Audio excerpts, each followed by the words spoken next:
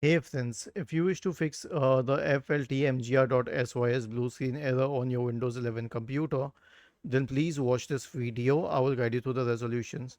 So the first solution is an SFC scan. Search for command prompt in the Windows search bar and click on Run as Administrator. Type the command sfc space forward slash scan now and hit enter to invoke the SFC scan. The next solution is to restart the computer.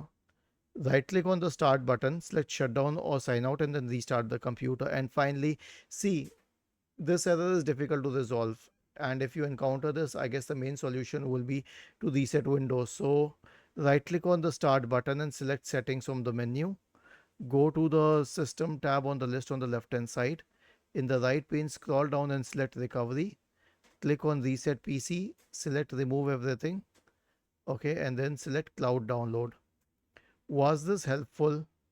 If yes, then please subscribe to the channel, and if not, then let us know in the comment section of the video on how we could help you further.